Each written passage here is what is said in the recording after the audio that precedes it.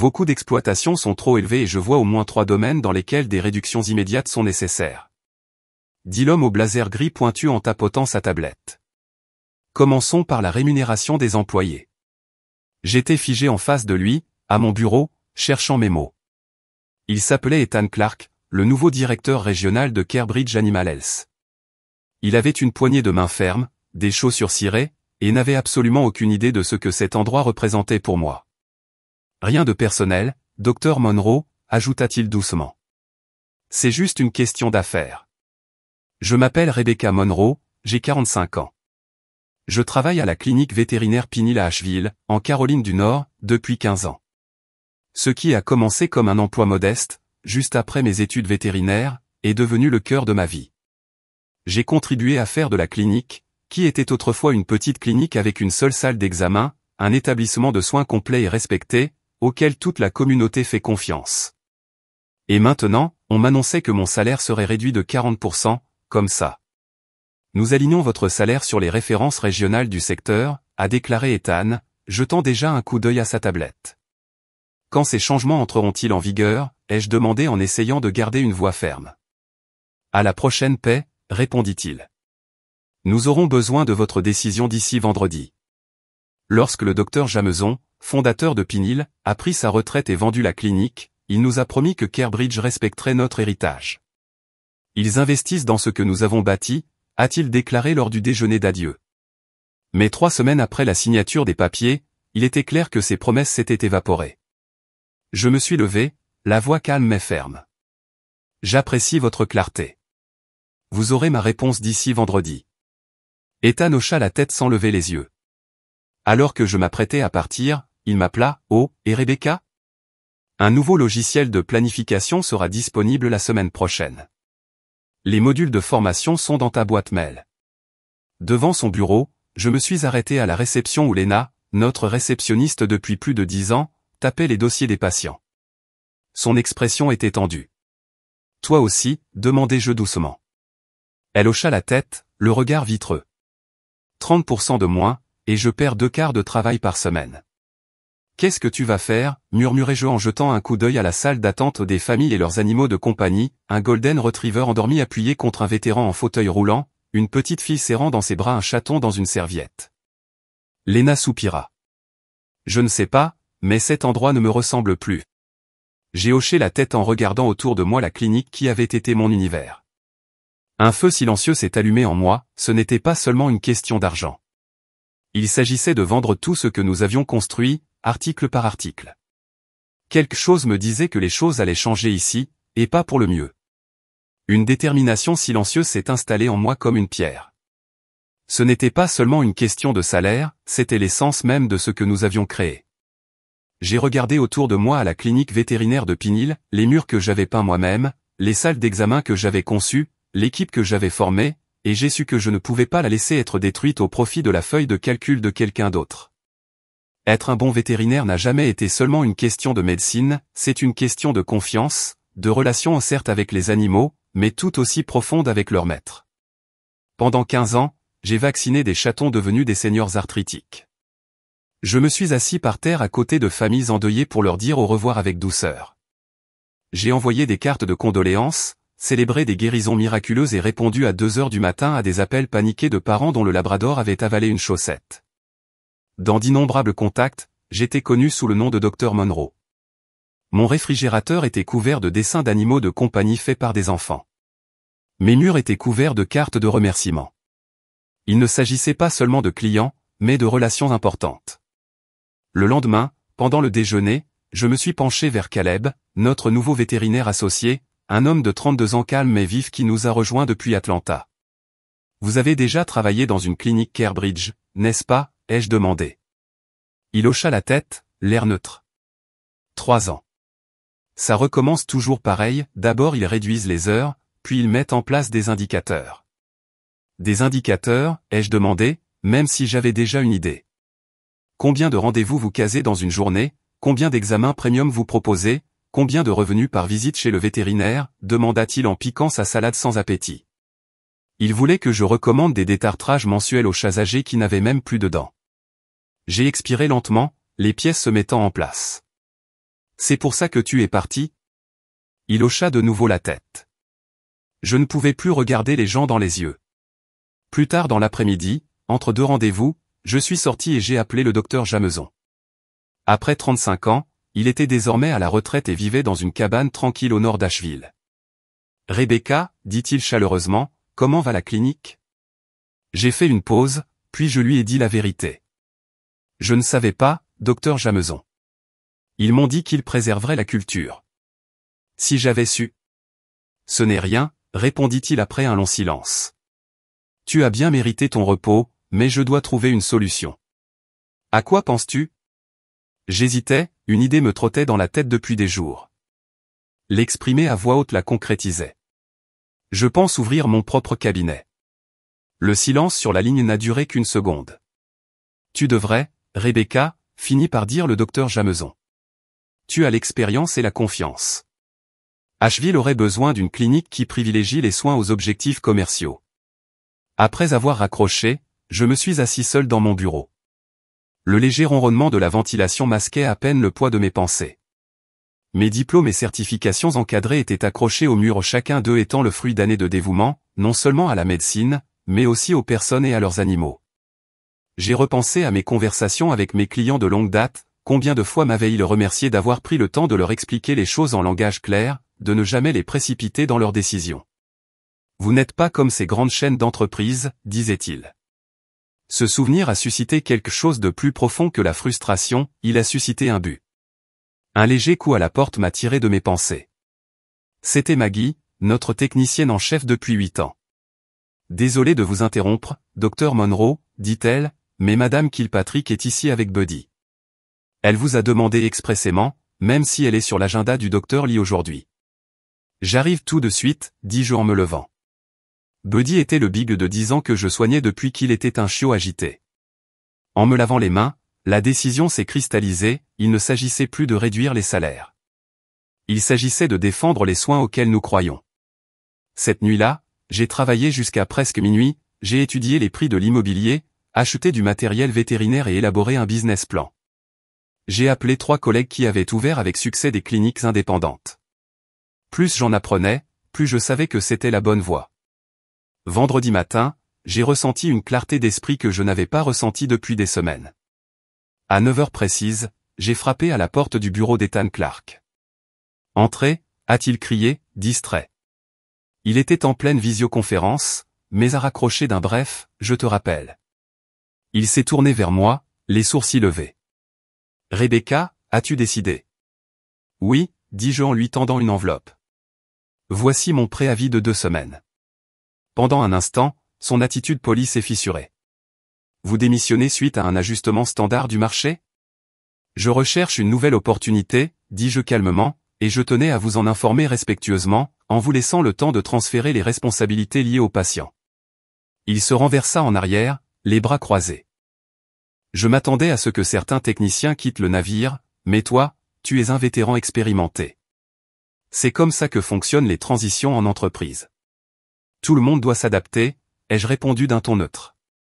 Je comprends la réalité des affaires et j'ai pris ma propre décision. Il n'a rien dit de plus, il a juste pris ma lettre. Les RH s'occuperont de votre départ. Je suppose que vous rejoignez une autre clinique ? Quelque chose comme ça, dis-je avec un petit sourire. À l'heure du déjeuner, la nouvelle s'était répandue. Maggie, Caleb et Lena ont chacun trouvé un moment de silence pour demander « C'est vrai ?» J'ai hoché la tête, et tous se sont penchés vers moi et ont murmuré la même chose, « Tiens-nous au courant. » Plus tard, près des classeurs de la salle de pause, Lena demanda à nouveau, d'une voix à peine plus forte qu'un murmure, « Alors, que vas-tu faire ?» J'ai fait une pause, puis j'ai décidé d'être honnête. J'ouvre mon propre cabinet. Ses yeux s'écarquillèrent. Sérieusement ? Où ? Je cherchais un local sur Henderson Street, juste à l'est du centre-ville, ai-je dit. C'était une clinique pédiatrique, déjà zonée, et en bon état. Lena jeta un coup d'œil autour d'elle et baissa encore plus la voix. C'est incroyable, Rebecca. Si quelqu'un peut y arriver, c'est bien toi. Le reste de la journée s'écoula dans un calme effervescence. Maggie s'arrêta au placard à fourniture et dit, « Compte sur moi, où que tu ailles. » Caleb passa dans le couloir en murmurant, « Respect. » préviens-moi si tu as besoin d'un autre vétérinaire. Ce soir-là, j'étais assis à ma table de cuisine, un bloc-notes jaune à la main, à parcourir des listes, équipements, licences, budget. Mon thé avait refroidi, mais je ne m'en suis pas rendu compte. Mon téléphone a vibré, avec un message de Maggie, « Quoi que tu prévois, compte sur moi ». Ce n'est qu'à ce moment-là, en contemplant mon écriture brouillonne et ma tasse froide, que les émotions de la journée m'ont pleinement envahi. Plus tôt, Madame Davison m'avait surpris sur le parking avec Oliver à ses côtés. « Docteur Monroe, dit-elle, essoufflée, j'ai entendu un texto. Vous partez ? » J'ai hoché la tête. « Oui, c'est vrai. Où vas-tu ? Parce qu'Oliver et moi suivrons. » Cette phrase m'a interpellé. Ce n'était pas une question de loyauté envers la clinique ou de commodité, ces gens me faisaient confiance. Je n'étais pas seulement vétérinaire, j'étais leur vétérinaire, et cela signifiait quelque chose que Cambridge n'a jamais compris. De retour chez moi, en regardant mes notes, j'ai ressenti un changement profond dans ma poitrine. Il ne s'agissait plus d'échapper à une baisse de salaire. Il s'agissait de préserver une norme de soins, de construire quelque chose de meilleur. Les 2 semaines suivantes ont été parmi les plus intenses et les plus exaltantes de ma vie. Je suis resté très professionnel, accordant toute mon attention à chaque patient, mais je sentais la tension avec Ethan monter de jour en jour. Il était présent pendant les rendez-vous, presse-papier à la main, prenant des notes sur l'efficacité du flux de travail. Il a programmé un entretien de départ pour mon dernier jour et m'a envoyé des rappels quasi quotidiens concernant mes prétendues obligations de non-sollicitation et une clause que j'avais examinée avec un ami avocat, qui m'a assuré qu'elle n'avait aucune valeur en vertu de la loi de Caroline du Nord pour les professionnels de la santé. Ce qu'Ethan ignorait, c'est que j'avais déjà signé le bail. Le nouvel espace était à seulement 6 minutes de Pin Hill, et l'ancienne clinique pédiatrique me donnait une longueur d'avance. J'avais obtenu un financement auprès de ma banque locale, dont j'étais client depuis plus de 10 ans. Mieux encore, tous les fournisseurs d'équipements avec lesquels j'avais travaillé au fil des ans m'avaient déjà proposé des conditions fondées sur la confiance. Nous accordons aussi de l'importance aux relations, m'a confié mon représentant de l'équipement médical lors d'un déjeuner tranquille dans un petit bistrot niché dans une rue latérale d'Asheville. Franchement, nous avons vu ce qui se passe lorsque Cambridge prend le relais, la qualité baisse, les raccourcis sont négligés. Nous sommes heureux de soutenir des cliniques indépendantes comme celles que vous envisagez. Ces mots m'ont rassuré. De retour à Pin Hill, j'ai gardé mes plans secrets, mais les questions continuaient d'affluer aux prudentes, codées, mais sans équivoque. Lors d'un examen, Madame Frel m'a demandé, alors que je nettoyais les oreilles de son terrier, « Alors, où sera située votre nouvelle clinique ?» J'ai jeté un coup d'œil vers l'écran de la salle d'examen, installé la semaine dernière avec une petite lumière clignotante en haut à droite. Je n'ai encore rien finalisé, ai-je répondu d'un ton neutre. Elle s'est penchée plus près. Eh bien, quand ce sera le cas, prévenez-moi. Max ne laissera personne d'autre le toucher. Des commentaires comme cela affluaient chaque jour, et à chaque fois, je me sentais plus sereine. Ce n'était pas seulement un changement de poste, c'était une question de confiance, de service, d'attention. Le mercredi de ma dernière semaine, Ethan m'a de nouveau convoqué dans son bureau. Le charme s'était dissipé, sa voix était sèche. Plusieurs clients nous ont demandé où vous alliez. Je dois vous rappeler vos obligations contractuelles. J'en suis parfaitement conscient, ai-je répondu calmement, et j'ai pris soin de ne rien confirmer. Il a tapoté son bureau avec un stylo. Nous avons investi massivement dans l'acquisition de Pin Hill. Cambridge ne tolérera aucune tentative visant à compromettre cet investissement. J'ai croisé son regard sans sourciller. Compris. Y a-t-il autre chose ? Il a marqué une pause. Nous sommes prêts à revoir votre rémunération, nous avons peut-être été trop sévères lors de la réduction initiale. C'est à ce moment-là que j'ai lu du doute dans son regard, les réactions des clients étaient peut-être plus vives qu'ils ne l'avaient prévu. Mais cela n'avait plus d'importance. Mon bail était signé, le matériel était en cours de livraison et ma vision pour Blue Ridge Veterinary Care prenait déjà forme. J'apprécie l'offre, ai-je dit, mais ma décision est prise. Cet après-midi-là, Lena glissa discrètement un mot plié sur mon bureau en passant. À l'intérieur se trouvaient 20 noms manuscrits, ceux de clients qui avaient appelé pour me demander expressément. En bas, elle avait écrit « Quand vous serez prêt à engager une réceptionniste, appelez-moi d'abord ». Ce soir-là, j'ai retrouvé Maggie et Caleb dans un café tranquille, à la sortie de la ville. Entre deux lattes et un regard échangé, je leur ai enfin tout dit. J'ai réservé un local sur Riverbend Drive, ai-je dit, ouverture dans quelques semaines, si tout se passe comme prévu. Maggie a souri. Dites-moi quand commencer. Caleb a levé sa tasse. Compte sur moi. Ça s'appellera Blue Ridge Veterinary Care, ai-je dit en remuant mon café. On prévoit une ouverture dans environ 6 semaines, si tout se déroule comme prévu. 6 semaines, a répété Maggie en haussant un sourcil. Mes horaires réduits entrent en vigueur dans 3 semaines, ça tombe bien, a ajouté Caleb en se penchant vers moi. Alors, quel est votre plan de recrutement? Je les ai regardés tous les deux. J'ai besoin d'un vétérinaire qui croit aux mêmes soins que moi, et d'un technicien en chef qui sache établir la confiance avec les clients. Leur sourire en disait long. Lorsque nous avons quitté ce café, Blue Ridge avait ses premiers membres d'équipe officieusement, bien sûr. Cela commençait à me sembler réel, mais je ne me doutais pas que Carbridge allait me forcer la main plus tôt que prévu. Le lendemain matin, mon avant-dernier jour à Pinhill, je suis entré dans la salle de pause et je me suis figé. Une feuille plastifiée était collée au tableau d'affichage, la nouvelle grille tarifaire, en vigueur immédiatement. Les hausses de prix étaient flagrantes. Les vaccins, auparavant à $45, étaient désormais à $65. Les détartrages étaient passés de $300 à $420. Mais le pire, les nouveaux forfaits bien-être, mis en avant en gras et assortis de tests inutiles. Le forfait, senior, doré comprenait plusieurs examens, la plupart sans rapport avec les animaux en bonne santé. Ils ne font même plus semblant, murmura Jenna, l'une de nos nouvelles techniciennes. Le docteur Lee vient de me dire que nous sommes censés recommander le forfait premium à chaque client aujourd'hui. J'ai senti mon estomac se nouer.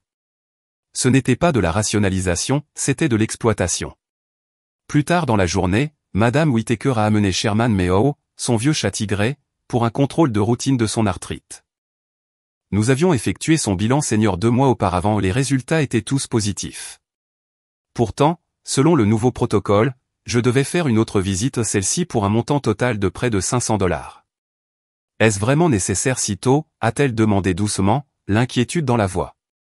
Vous savez que j'ai un revenu fixe. J'ai hoché la tête. L'entreprise a adopté un nouveau protocole standard, ai-je dit prudemment, mais à mon avis, compte tenu des récents résultats de Sherman, il n'est pas nécessaire de refaire ces tests pour l'instant. Nous pourrions attendre 4 mois de plus sans problème. Le soulagement a traversé son visage, mais je n'ai pas pu terminer le rendez-vous. Ethan Clark est apparu à la porte. Madame Whittaker, je suis Ethan, directeur régional. Il est entré avec un sourire de vendeur. J'ai remarqué que nous n'avons pas encore programmé le forfait bien-être de Sherman. S'ensuivit une pression incessante, inquiétude quant au dépistage précoce, histoire de diagnostic manqué, et enfin une réduction à durée limitée qui faisait grimper le prix bien au-delà du raisonnable. Les épaules de Madame Whittaker se crispèrent lorsqu'elle finit par accepter, serrant plus fort son sac à main. Après son départ, Ethan m'a pris à part. Dr Monroe, lorsque nous mettons en œuvre un protocole, nous attendons de notre personnel qu'il le respecte pleinement. Je l'ai regardé dans les yeux. Ces tests ne sont pas une question de soins, mais de revenus. Il n'a pas nié, il a juste souri et s'est éloigné. J'ai vu l'expression de Madame Whittaker passer de la confusion à la culpabilité, puis à la résignation, tandis qu'elle hochait la tête et prenait rendez-vous pour l'examen hors de prix. Ses doigts se resserrèrent autour de son sac à main, comme si elle retenait plus que de l'argent. Plus tard, Ethan m'a coincé près du lavabo. Dr Monroe, quand on établit un protocole, on attend de nos vétérinaires qu'ils le respectent. J'ai gardé une voix calme, même si mon cœur battait fort. Ce test n'était pas nécessaire. Pas encore, a-t-il répondu froidement. Ce n'est pas une question de soins de santé, c'est une question de revenus, c'est une question de régularité. Vos liens affectifs avec les clients obscurcissent votre objectivité clinique. J'ai failli rire. Mes relations avec les clients sont la raison pour laquelle cette clinique a survécu pendant des décennies. Cette confiance se mérite. Il a jeté un coup d'œil à sa montre comme si j'étais un créneau horaire qu'il devait quitter. Heureusement, ce n'est plus qu'un problème pour un jour. Le reste de la journée de jeudi s'est écoulé dans un brouillard de tension, Ethan rôdant pendant mes examens, intervenant chaque fois que je ne faisais pas la promotion du programme Bien-être Care plus avec suffisamment d'insistance. En fermant à clé ce soir-là, j'étais épuisé. De retour à mon bureau, je me suis connecté au système pour finaliser mes notes et je me suis figé. Dans le dossier du président Mayhew, une nouvelle note administrative avait été saisie, patient réaffecté au docteur Lee avec effet immédiat. Le docteur Monroe n'est plus le médecin principal. Mon pouls s'est accéléré. J'ai consulté plusieurs autres dossiers de patients de longue date, même changement. On me retirait ma charge de travail avant même que je ne franchisse la porte. Cette nuit-là, je suis resté éveillé, les yeux rivés au plafond. Mon plan était simple, partir discrètement, remettre Blue Ridge Veterinary Care en service et informer les clients dès que nous serions prêts. Mais Carbridge avait dépassé les bornes. Il ne se contentait pas de jouer les durs, il brisait la confiance. À 2h07 du matin, je suis sorti du lit, me suis assis à la table de la cuisine et j'ai ouvert mon ordinateur portable. Sujet, demande d'accélération urgente. Corps, il faut avancer le calendrier d'ouverture. Quand pourrons-nous être opérationnels, même à temps partiel? Mon avocat m'a répondu 15 minutes plus tard, matériel temporaire et horaire flexible dans 2 semaines. Appelez-moi dès que possible, a-t-il écrit. J'ai expiré pour la première fois de la journée. Vendredi, le dernier jour, arriva dans un étrange calme. J'ai préparé un café fort, dressé une liste de contrôles et vérifié 3 fois les documents de location et les coordonnées des fournisseurs. Mon téléphone vibrait sans arrêt, accompagné de confirmations discrètes et du soutien de Maggie, Lena et Caleb. Je me suis garé sur le parking de Pin Hill pour la dernière fois et j'ai ressenti un mélange de chagrin et de libération. À l'intérieur, la clinique était inhabituellement calme. À la réception, Ethan a bloqué la plupart des rendez-vous pour des réunions de transition, ai-je expliqué en jetant un coup d'œil au carnet de rendez-vous presque vide.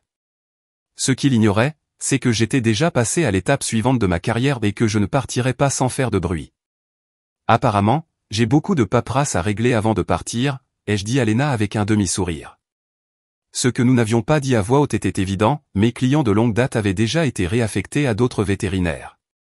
Carbridge n'attendait pas que je termine mon service, ils m'effaçaient aussi efficacement qu'ils avaient effacé tout ce qui faisait la particularité de Pin Hill. À midi, Ethan m'a convoqué dans la salle de conférence. Il a appelé ça une réunion de protocole de départ, et j'ai pensé que ce serait la routine, remise des clés, signature de quelques formulaires, peut-être un « merci » tendu pour mes années de service. Au lieu de cela, je me suis retrouvé dans une situation qui ressemblait davantage à une embuscade. Ethan était assis en bout de table, entouré de 2 personnes que je n'avais jamais vues auparavant. L'une s'est présentée comme la conseillère juridique régionale de Carbridge, l'autre comme leur directrice des ressources humaines. Avant de procéder à votre départ, commença Ethan d'un ton sec et formel, nous devons répondre à quelques questions. L'avocat me glissa une enveloppe en papier craft. Nous avons préparé une mise en demeure concernant toute intention d'exercer la médecine vétérinaire dans un rayon de 30 km autour de cette clinique pendant 1 an. Je n'ai même pas pris le papier. Je ne me souviens pas avoir signé de clause de non-concurrence, ai-je dit. C'est inclus dans les documents de transition que tout le personnel a signé lorsque Carbridge a acquis Pin Hill, a répondu l'avocat avec aisance. J'ai ouvert mon sac et en ai sorti un dossier que je trimballais depuis des jours. En fait, j'ai apporté des copies de tout ce que j'ai signé. Il n'y a aucune clause de non-concurrence dans aucun d'entre eux, j'ai posé les papiers sur la table et j'ai croisé son regard. Mon avocat a examiné ça hier, il est d'accord. L'ambiance dans la salle changea. Le directeur des ressources humaines jeta un coup d'œil au conseiller juridique, le visage d'Ethan se crispa. Nous ne sommes pas là pour débattre de questions juridiques, s'empressa de répondre Ethan. Nous voulons simplement assurer une transition en douceur pour nos clients. J'ai haussé un sourcil. Mes clients? La directrice des ressources humaines, percevant la tension, adoucit le ton. Docteur Monroe, nous comprenons que vous avez une longue et enrichissante expérience ici. Il y a peut-être un moyen de résoudre ce problème sans aggraver la situation. Je suis toujours ouvert aux solutions raisonnables, ai-je dit. 2 heures plus tard, nous avions un accord, je ne solliciterai pas activement les clients de Pin Hill pendant 30 jours, et Carbridge abandonnerait toutes les revendications visant à restreindre ou et quand j'ouvrirai mon cabinet. Je rassemblai lentement mes affaires, faisant une dernière promenade dans les couloirs qui m'avaient autrefois semblé être mon chez-moi. Pas de discours, pas de remerciements, juste un au revoir silencieux et nécessaire. En sortant du parking, mon téléphone a vibré. Valérie, je viens d'entendre Ethan au téléphone avec le service client. Il a dit, ce n'est qu'un vétérinaire, quels dégâts peut-elle vraiment causer? J'ai souri et réglé mon GPS sur Blue Ridge Veterinary Care. On verra bien, ai-je répondu. Il a dit, ce n'est qu'une vétérinaire, quel impact son départ pourrait-il avoir? Le message de Valérie s'est affiché sur mon écran alors que j'étais assis dans ma voiture devant la nouvelle clinique. J'ai souri et j'ai tapé une réponse. Je suppose que nous allons bientôt découvrir ce qu'Ethan et Kerbridge n'ont pas compris, je ne partais pas comme ça, j'avais déjà 2 longueurs d'avance. La machine tournait, et rien n'allait arrêter la suite. Blue Ridge Veterinary Care a ouvert ses portes 17 jours seulement après mon dernier quart de travail à Pinhill. Le programme était chargé, nuit tardive, matériel prêté, table d'examen d'occasion et une équipe fonctionnant à l'adrénaline et au café, mais nous avons réussi. Caleb a rejoint l'équipe comme 2e vétérinaire. Maggie a été embauchée comme technicienne principale après la réduction drastique de ses horaires à Pinhill. Lena a donné son préavis le jour même, invoquant des préoccupations éthiques insolubles dans sa lettre de démission. Nous avons installé le nouveau bureau d'accueil et planifié un lancement discret et une ouverture en douceur destinée à tester les systèmes, former le personnel et intégrer progressivement un planning chargé. Je n'avais appelé qu'une vingtaine de clients de longue date pour des besoins urgents. À 8h45, 15 minutes avant l'ouverture, je suis sorti, un café à la main, et j'ai failli le faire tomber. Une file de clients et de leurs animaux s'étendait tout autour du bâtiment et jusqu'au bout du pâté de maison. Caleb s'est approché de moi. « Tu as appelé tous ces gens ?» Je secouai lentement la tête. « Non, seulement quelques-uns. » Lena, déjà installée derrière notre réception, leva les yeux et sourit. Je crois que la nouvelle s'est répandue. Madame Kilpatrick est arrivée avec Buddy le Beagle. La famille Delgado a amené son trio de chats adoptés. Madame Harmon est même arrivée avec Tucker, sa tortue ancestrale. Nous l'avons vu sur la page Facebook de la communauté, a déclaré Madame Kilpatrick en l'embrassant. Personne ne voulait rater ça. À midi, nous avions enregistré plus de 70 patients dans notre système. À la fin de la journée, ce nombre avait doublé. Le plus marquant n'était pas la foule, mais les messages. Un à un, les clients nous ont répété la même chose, on est venu pour vous, pas pour la marque. Certains apportaient des fleurs, d'autres des biscuits ou des mots. La famille Bune a même livré un déjeuner chaud à tout le personnel. La joie dans l'air semblait être l'exact opposé de tout ce qu'était devenu Kerbridge. Cette nuit-là, épuisé mais rayonnant, j'ai reçu un dernier message d'un ami qui travaillait encore à Pinhill, réunion d'urgence demain, tout le monde est en panique, le planning est à sec. La semaine suivante, nous avons dépassé toutes nos prévisions. Les rendez-vous ont débordé, les appels ont afflué, nous avons étendu nos horaires et accéléré les commandes de fourniture. À la fin du premier mois, nous avions enregistré plus de 800 animaux, et Ethan commençait enfin à trouver la réponse à sa question. Environ 70% de l'ancienne clientèle de Pinhill nous avait suivis chez Blue Ridge Veterinary Care. Mais ce qui m'a le plus surpris, ce n'était pas le nombre, mais la façon dont ils nous ont trouvés. Nous n'avions pratiquement pas fait de publicité officielle, juste une petite annonce dans le journal local et quelques appels téléphoniques discrets. Pourtant, chaque jour, de nouveaux clients franchissaient nos portes. Mon voisin m'a raconté qu'une femme avait dit « Tout le monde au parc à chiens parle de cet endroit ». Les associations de quartier pour animaux de compagnie étaient très actives. Des clients racontaient comment nous avions refusé les prix excessifs, refusé d'imposer des tests inutiles et, surtout, écoutez. Je n'avais pas prévu de devenir un symbole populaire de résistance aux soins vétérinaires corporatifs, mais voilà. Il était clair que notre mission avait trouvé un écho. Le contraste entre l'approche transactionnelle de Kerbridge et notre approche personnelle et transparente avait touché une corde sensible. 3 mois après l'ouverture, j'ai entendu la sonnette de la porte d'entrée et j'ai levé les yeux pour apercevoir un visage familier, le docteur Jameson. Il se tenait dans l'entrée, les bras croisés, scrutant la réception du regard. Il fallait que je le voie de mes propres yeux, dit-il en souriant. Tu as créé quelque chose de spécial, Rebecca. Je lui ai fait faire le tour complet. En parcourant chaque salle d'examen, de chirurgie, de préparation, de réveil, les clients s'arrêtaient pour le saluer, beaucoup lui disant combien il leur avait manqué et combien ils étaient heureux de m'avoir suivi. Une fois terminé, il s'arrêta près de la porte de la salle de pause. J'ai fait une erreur en vendant à Kerbridge, dit-il doucement. J'aurais dû venir vous voir en premier. Tout s'est bien passé, ai-je répondu. Tu méritais ta retraite. Plus tard dans l'après-midi, j'ai reçu un nouvel email d'Ethan Clark, avec pour objet, tendance du secteur sur le marché d'Asheville. Il souhaitait me rencontrer pour discuter de l'évolution du secteur vétérinaire et des possibilités de collaboration. J'ai souri en tapant ma réponse, je suis disponible mardi prochain à 14 h. Rien de personnel, juste pour le travail. J'ai appuyé sur « Envoyer », puis j'ai regardé autour de moi. Maggie riait d'une remarque de Caleb. Lena aidait une enfant nerveuse à tenir son chaton immobile pour les vaccins. Un golden retriever se prélassait au pied de la caisse pendant que son maître réglait l'addition. C'était plus qu'une entreprise, c'était un sanctuaire pour les animaux, pour les familles et pour les personnes qui croyaient aux véritables soins. Parfois, la meilleure vengeance n'est pas bruyante. Ce n'est ni un procès, ni un gros titre, ni une sortie dramatique.